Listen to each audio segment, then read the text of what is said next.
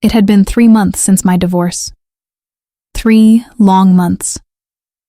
The house felt too quiet every night. No music, no laughter, no one asking how my day was. I worked late most evenings just to avoid going home. At the office, I smiled like everything was fine. But inside, I felt empty. My name is Daniel.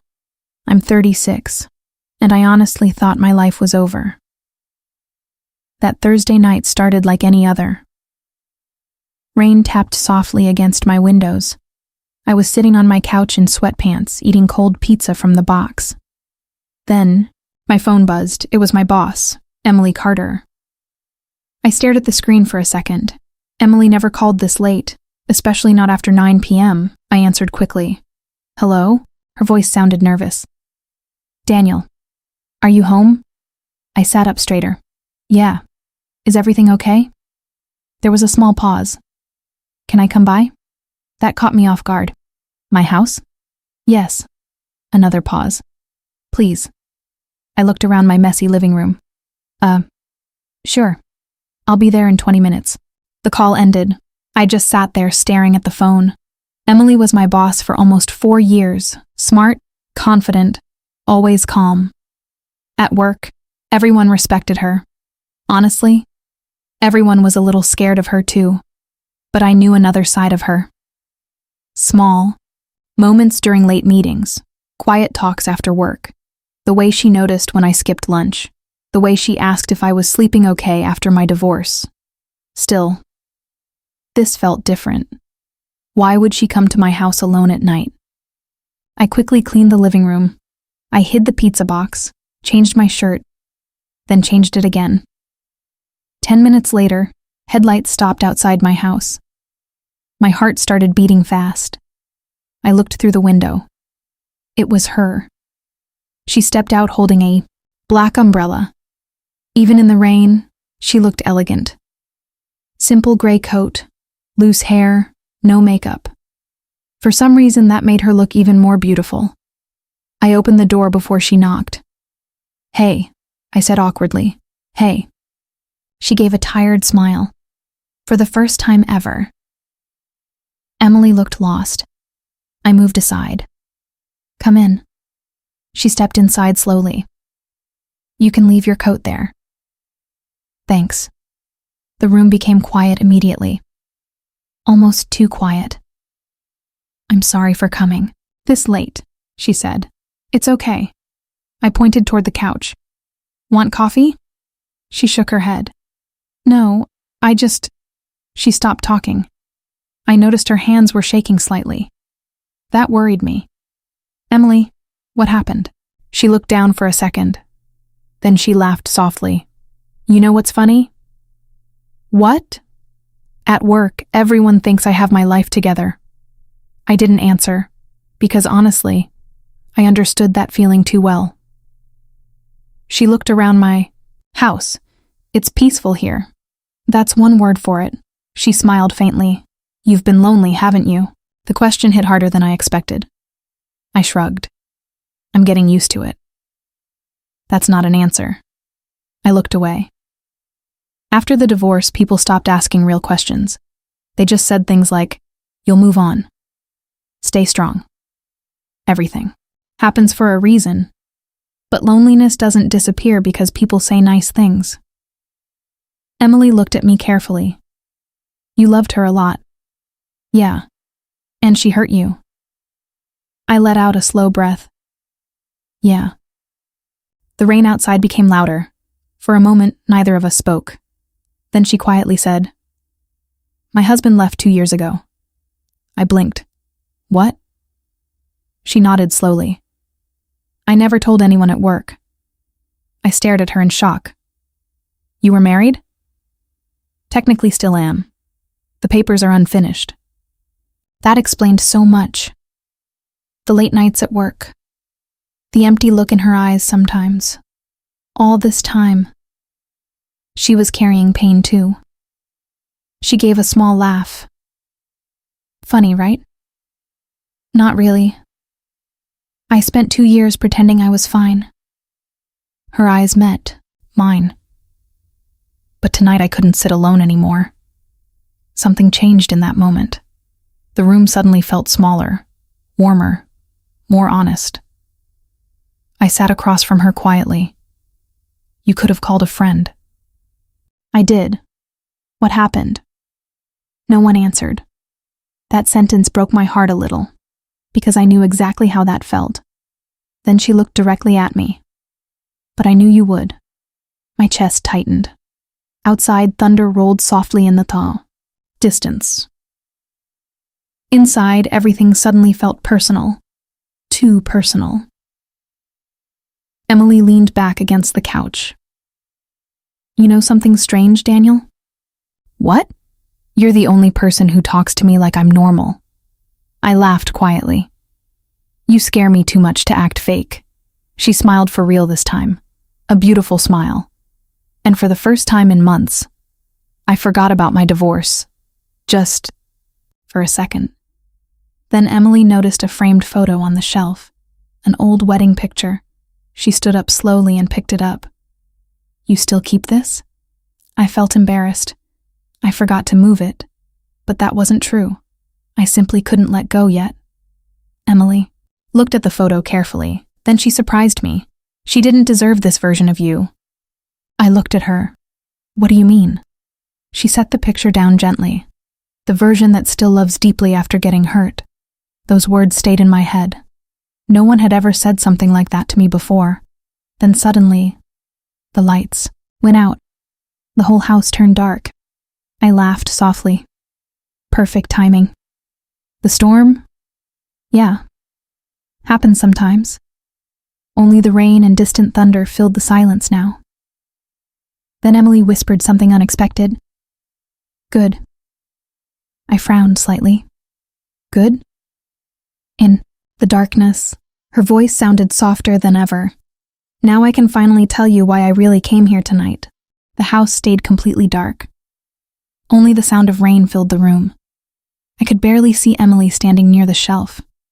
My heart was beating hard now. What do you mean? I asked softly. She didn't answer right away.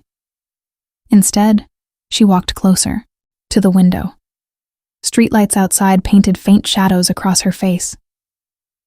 For the first time, Emily looked nervous. Not like my boss. Not like the confident woman from the office. Just human. I almost didn't come tonight, she said quietly. Then, why did you? She folded her arms slowly. Because I was afraid. Of what?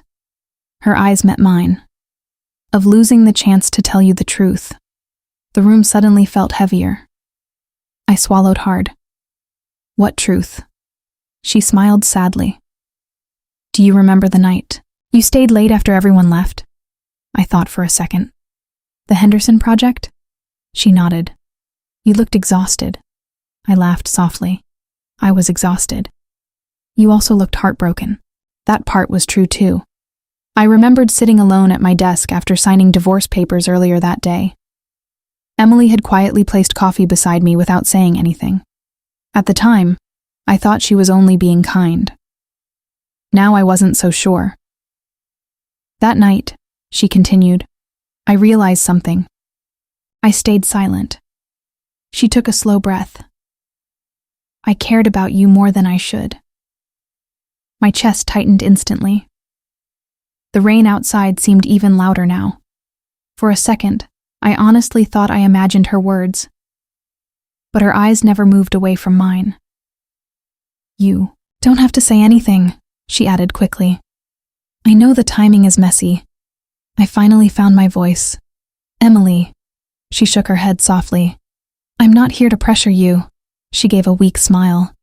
I just got tired of pretending. Those words hit me deeply, because pretending was exactly what I had been doing too. Pretending I was okay. Pretending I wasn't lonely. Pretending I didn't look forward to seeing her every morning. I walked closer slowly. Why didn't you tell me before? She laughed quietly. You had enough pain already. That answer hurt in a strange way, because even now she was thinking about my feelings first. The lights suddenly flickered back on. Both of us blinked. And there we were, standing only a few feet apart. No darkness left to hide inside. Emily looked embarrassed suddenly. I should probably go. What? This was a mistake. No. The word came out fast. Too fast. She looked surprised. I rubbed the back of my neck awkwardly. I don't think it was. Neither of us moved. Then her phone buzzed loudly in the silence. She checked the screen. Her expression changed immediately. I noticed it right away. What happened? She locked the phone quickly. Nothing.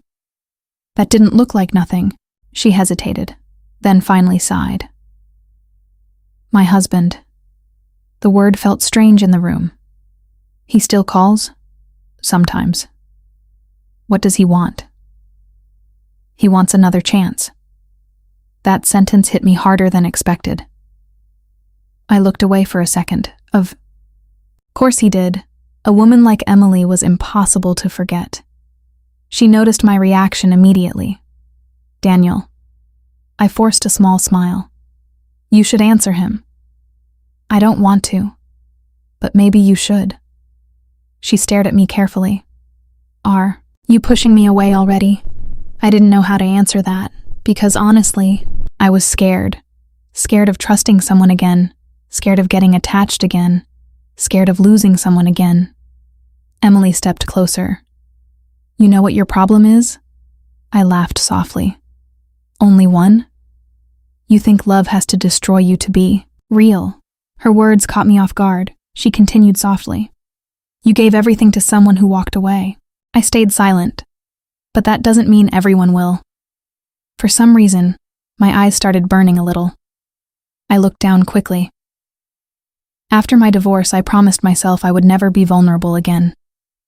And yet here I was, standing in my living room, feeling more understood than I had in years. Emily reached for her coat slowly. I should leave before this gets more complicated. But before she could move, I gently held her wrist, not forcefully, just enough to stop her. She looked at me quietly. Stay a little longer, I said. The room became completely silent again. Then she smiled. A real smile this time. Warm, soft, honest. So, she stayed. We talked for hours after that. About everything. Our failed marriages. Our regrets. The dreams we gave up. At some point, the rain stopped outside, and somehow the heaviness inside me started fading too. Around 2 a.m., Emily looked at the clock and laughed. We have work in 6 hours. I might call in sick. You never call in sick. I'm trying new things. She smiled again. Then suddenly her expression softened. You know something strange? What? This is the first place that has felt like home in years. That sentence stayed with me. Not because it was romantic, but because it was honest, and honest feelings are rare. When she finally stood near the door to leave, neither of us wanted the night to end. Emily looked up at me quietly. So, what happens now? I thought about it carefully, then I smiled. For now, yeah? We stopped pretending. Her eyes filled slightly with emotion. Then she leaned forward and hugged me gently. Not dramatic, not rushed, just real. And after months of feeling broken, I finally felt peace. 1 week later, I learned the final twist. Emily had turned down a huge job offer in another city 2 months earlier.